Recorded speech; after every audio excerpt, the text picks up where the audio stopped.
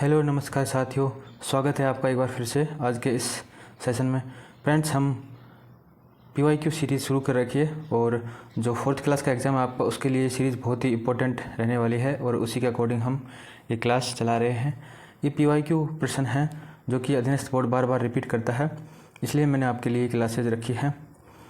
ज़्यादा समय ख़राब न करते हुए शुरू करते हैं आज की क्लास। तो पहला क्वेश्चन है, निम्नलिखित में से कौन सा उपक्रम राजस्थान सरकार का नहीं है? ऑप्शन ए है the hi tech precision glass limited Dholpur.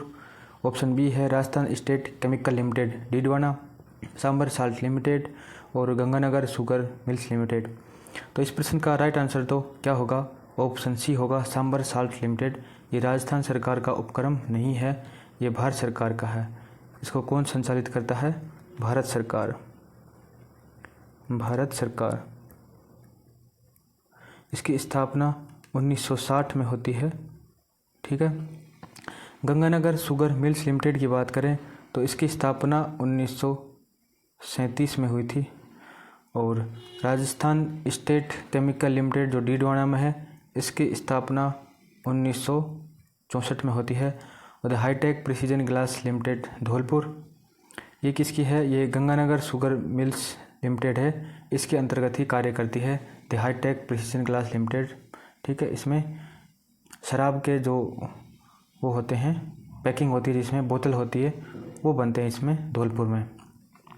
तो राइट आंसर अपना ऑप्शन सी होगा, सांबर साल्ट लिमिटेड। नेक्स्ट प्रश्न है हमारा, गांधी जी ने हिंद स्वराज पुस्तक किस वर्ष में लिखी थी? ऑप्शन ए है 1897, ऑप्शन बी है 1906, ऑप्शन सी है 1909 और ऑप्शन डी है 1919। राइट आंसर ऑप्शन इसका सी होगा, गांधी जी ने हिंद स्वराज पुस्तक 1909 में लिखी थी। ठीक है। और वीडियो का जो मेंस का पेपर है ये 2022 का। अब ये इंडियन हिस्ट्री के जो प्रश्न हैं उनकी बनने की संभावना कम रहेगी, क्योंकि इंडियन हिस्ट्री का जो उसमें सिलेबस में टॉपिक है उसको हटा दिया गया है। बाकी आप फिर भी वीडियो वाले इस तरह के क्वेश्चन को ध्यान करके पढ़ के जाना और थोड़ा बहुत देख करके जाना।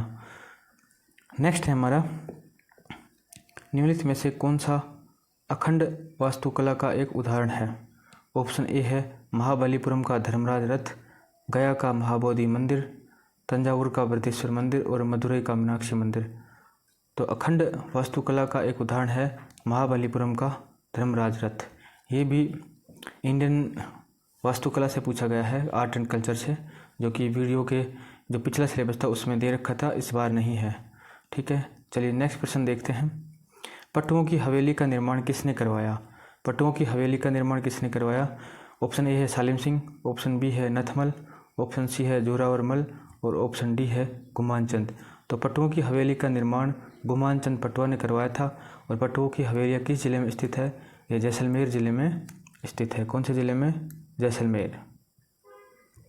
जैसलमेर में। नेक्स्ट प्रश्न देखते हैं, आसिंद भीलवाड़ा निम्नलिखित में से किस लोक देवता से संबंधित है? ऑप्शन ए है देवनारायण जी, ऑप्शन बी है मल्लीनाथ जी, ऑप्शन सी है मेहा जी और ऑप्शन डी है रामदेव जी। तो आसिंद भीलवाड़ा में आप सभी को पता होगा देवनारायण जी का मंदिर बना हुआ है। और देवनारायण जी जो है मुख्यतः गुर्जर समुदाय जो है उनके लोक देवता माने जाते हैं, गुर्जर समुदाय के। और मेला कब लगता है? ये काफ़ी बार एग्जाम में पूछता है। देवनारायण जी का मेला जो है भाद्रपद शुक्ल सप्तमी को, भाद्रपद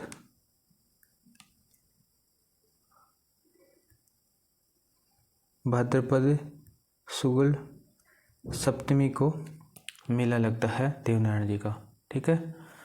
और मल्लीनाथ जी का संबंध है तिलवाड़ा बाड़मेर से। रामदेव जी का जो मेला है वो लगता है हमारा रामदेवरा जैसलमेर में। तो राइट आंसर अपना ऑप्शन ए हो जाएगा, देवनारायण जी। नेक्स्ट प्रश्न है हमारा, सुमेलित करना है। ये भी इंडियन हिस्ट्री से संबंधित एक अच्छा लेवल का प्रश्न कहा जा सकता है। मैं थोड़ा इसको जूम इन कर लेता हूँ ताकि आपको अच्छे से क्वेश्चन दिखे। तो एक तरफ तो दे रखा है ये होता, उद्घाता, अधर्यु और पुरोहित, और एक तरफ दे रखा है कि इनके जो क्या कार्य हैं।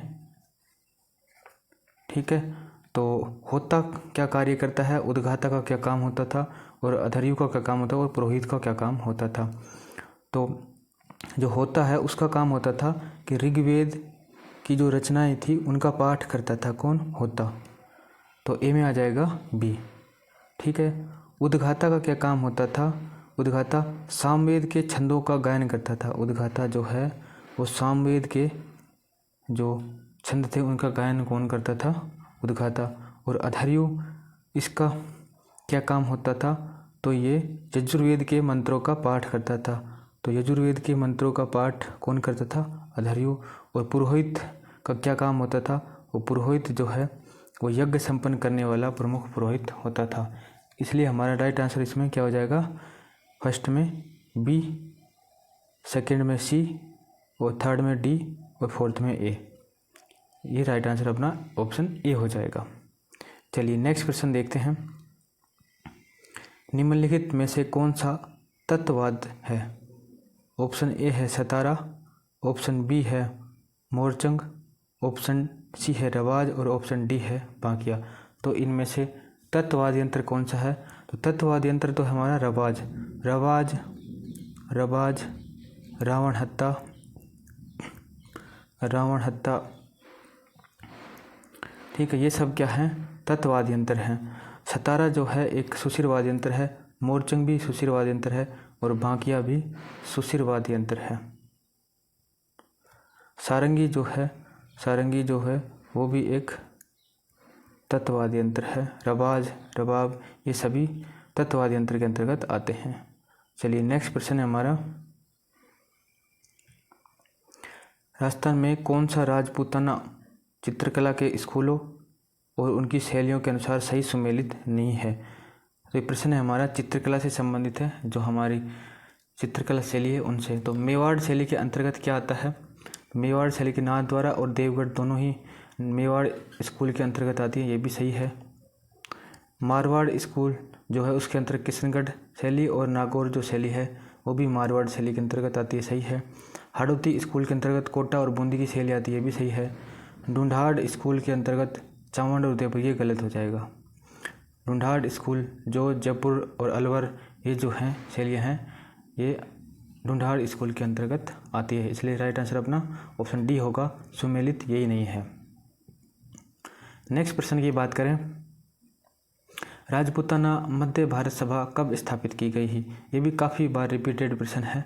तो ऑप्शन ए है 1916 में, ऑप्शन बी है 1917 में, ऑप्शन डी है 1918, और ऑप्शन डी है 1919। तो राइट आंसर अपना ऑप्शन डी होगा, 1919 में हुई थी राजपूताना मध्य भारत सभा की स्थापना। 1917 की बात करें, 1917 में ऊपरमाल पंच बोर्ड की स्थापना हुई थी 1917 में, और किसने की थी? विजय सिंह पथिक ने। चलिए नेक्स्ट प्रश्न देखते हैं। अभिलेख जो प्रतिहार शासक कक्कुक की आभीरों पर विजय का दावा करता है, यानी कि ये जो अभिलेख दे रखा है वह अभिलेख कौन सा है? जो प्रतिहार शासक जो कक्कुक है उसकी आभीरों पर विजय का दावा करता है। तो ऑप्शन ए है बिजोले अभिलेख, ऑप्शन बी है अथुणा अभिलेख, ऑप्शन सी है घटियाल अभिलेख, और ऑप्शन डी है चीरवा अभिलेख। तो राइट आंसर ऑप्शन सी होगा, जो घटियाल अभिलेख है वो प्रतिहार शासक कक्कुक की आभीरों का विजय का दावा करता है। नेक्स्ट प्रश्न है, मारवाड़ में राठौड़ वंश के निम्नलिखित प्रारंभिक शासकों को कालक्रम अनुसार व्यवस्थित कीजिए। तो ये मारवाड़ में राठौड़ वंश के संस्थापक है और उनको कालक्रम के अनुसार इनको व्यवस्थित करना था।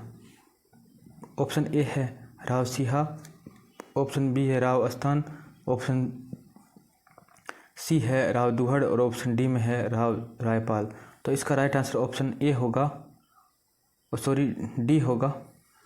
1 2 3 4 ये अपने क्रम में ही हैं, इनकी कालक्रम के अनुसार ही इनको दे रखा है। तो ऑप्शन डी इसका सही हो जाएगा। चलिए नेक्स्ट प्रश्न देखते हैं। राजस्थान के प्राचीन क्षेत्र और आधुनिक जिले से संबंधित ये प्रश्न है हमारा, और इनको मिलान करना है। ठीक है, तो अनंत गोचर किसको बोलते हैं? तो अनंत गोचर बोलते हैं सीकर को, स्वर्णगिरी बोलते हैं जालोर को, काठल बोलते हैं प्रतापगढ़ को, और अर्बुद जो सिरोही का क्षेत्र है उसको बोलते हैं। तो अब चेक कर लेते हैं, 1 में 4 1 में 4, स्वर्णगिरी जालोर बी में 3, काठल प्रतापगढ़ सी में 2 और अर्बुद सिरोही डी में 1। राइट आंसर अपना ऑप्शन ए हो जाएगा। अनंत गोचर सीकर को बोलते हैं स्वर्णगिरी जालोर को, काठल प्रतापगढ़ और अर्बुद सिरोही को। Right answer option A. Next प्रश्न देखते हैं।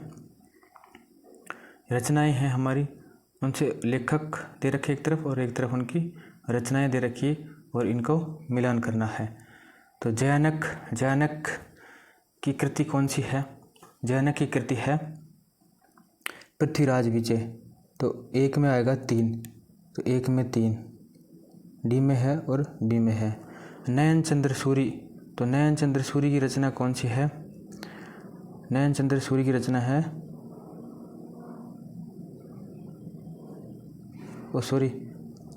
आप इसको जयानक पृथ्वीराज विजय की रचना है जयानक। ठीक है, 1 में 3, ठीक है। नयन चंद्र सूरी ये रचना किसकी है? नयन चंद्र सूरी की रचना कौन सी है? तो बी में आपका आएगा हमीर महाकाव्य, ये किसकी है? नयन चंद्र सूरी की। और चंद्रशेखर की ये आपका सम्राट का। और हरिभद्र सूरी ये जो है आपका हरिभद्र सूरी सुरजन चरित्र हो जाएगा। इसलिए राइट आंसर ऑप्शन क्या होगा इसका? ऑप्शन ए हो जाएगा। ठीक है, चलिए नेक्स्ट क्वेश्चन है हमारा। हेलरू संस्था जो है वो हेलरू संस्था किससे संबंधित है? तो ऑप्शन ए है गरासिया जनजाति से, ऑप्शन बी है सहरिया जनजाति से, ऑप्शन सी है भील जनजाति से और ऑप्शन डी है हमारा मीणा जनजाति से। तो जो हेलरू जो हमारी संस्था है वो गरासिया जनजाति से संबंधित है। किससे संबंधित है? गरासिया जनजाति से। इसलिए राइट आंसर क्या होगा? ऑप्शन ए हो जाएगा। नेक्स्ट प्रश्न है हमारा। हेला ख्याल लोक संगीत राजस्थान के किस क्षेत्र से संबंधित है? तो हेला ख्याल क्या का किस क्षेत्र से संबंधित है? ऑप्शन ए है भीलवाड़ा अजमेर, ऑप्शन बी है सीकर झुंझुनू, ऑप्शन सी है जोधपुर बीकानेर और ऑप्शन डी है दौसा और सवाई माधोपुर। तो हेला ख्याल जो है दौसा और सवाई माधोपुर का प्रसिद्ध है। सीकर और झुंझुनू का कौन सा ख्याल प्रसिद्ध है? यहाँ पे शेखावाटी ख्याल प्रसिद्ध है और इसके प्रवर्तक माने जाते हैं नानू राम और दूलिया राणा। नानू राम और दूलिया राणा। ठीक है, तो राइट आंसर ऑप्शन डी था इसमें। ये भी काफ़ी बार पूछा जाता है कि शेखावाटी ख्याल के प्रवर्तक कौन है? नानू राम और दूलिया राणा। नेक्स्ट प्रश्न है हमारा। चार बैत कहाँ का लोक नाट्य है? Option A Bharatpur, option B है जयपुर, ऑप्शन सी टोंक और ऑप्शन डी है जालोर। तो चार बैत जो है वो हमारा टोंक का प्रसिद्ध है। इसलिए राइट आंसर इसका ऑप्शन सी हो जाएगा। नेक्स्ट प्रश्न। एक तरफ हमारे हस्तशिल्प कला दे रखी है और दूसरी तरफ स्थान और इनको सुमेलित करना है।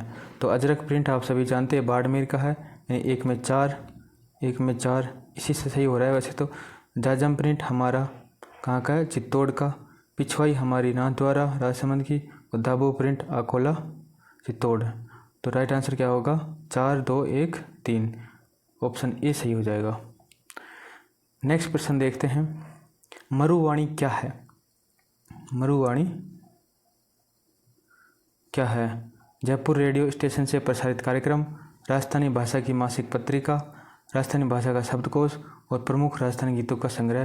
तो मरुवाणी जो है हमारी राजस्थानी भाषा की एक मासिक पत्रिका है। राइट आंसर क्या होगा? Option B. नेक्स्ट प्रश्न है। डूंगरपुर के निकट नौलखा बावड़ी किसने बनवाई थी? ऑप्शन ए है नाथावती, ऑप्शन बी है प्रेमल देवी, ऑप्शन सी है रामरस दे और ऑप्शन डी है किशोरी देवी। तो डूंगरपुर के निकट नौलखा बावड़ी प्रेमल देवी ने बनवाई थी। नाथावती ने 1699 में बूंदी में रानी जी की बावड़ी बनवाई थी। ये एसआई में पूछा गया प्रश्न है, रानी जी की बावड़ी किसने बनवाई थी? नाथावती ने। कब? 1699 में। नेक्स्ट प्रश्न है, अधोलिखित में से कौन सा दुर्ग धानवंत दुर्ग की श्रेणी में रखा जाता है? तो धानवंत दुर्ग की श्रेणी पूछ रखी है। ऑप्शन ए है चित्तौड़, ऑप्शन बी है गागरोन दुर्ग, ये तो जल दुर्ग की श्रेणी में आता है, आप सभी जानते हो। मेहरानगढ़ दुर्ग, ये गिरि दुर्ग की श्रेणी में आता है। सोनारगढ़ दुर्ग, इसको बोलते हैं हम धानवंत दुर्ग की श्रेणी में, ठीक है। तो राइट आंसर अपना ऑप्शन डी हो जाएगा। धानवंत दुर्ग की श्रेणी में कौन सा दुर्ग आता है? सोनारगढ़ दुर्ग। नेक्स्ट प्रश्न है हमारा, गणेश्वर सभ्यता का विकास किस नदी के किनारे हुआ? ऑप्शन ए है घग्गर, ऑप्शन बी है लूणी, ऑप्शन सी है कांतली और ऑप्शन डी है बनास। तो गणेश्वर सभ्यता का विकास ऑप्शन सी कांतली नदी के किनारे हुआ, जो कि सीकर जिले में बहती है। नेक्स्ट प्रश्न है हमारा, इजलास खास की स्थापना की गई थी? तो इजलास खास की स्थापना किसकी की थी? महाराजा बन्ने सिंह ने, महाराजा अजीत सिंह ने, महाराणा सज्जन सिंह ने और राणा भगवंत सिंह ने। तो राइट आंसर ऑप्शन क्या होगा? सी होगा। इजलास खास की स्थापना 1877 ईस्वी में किसने की थी? महाराणा सज्जन सिंह ने की थी। इसका पहले नाम था महकमा खास, महकमा खास।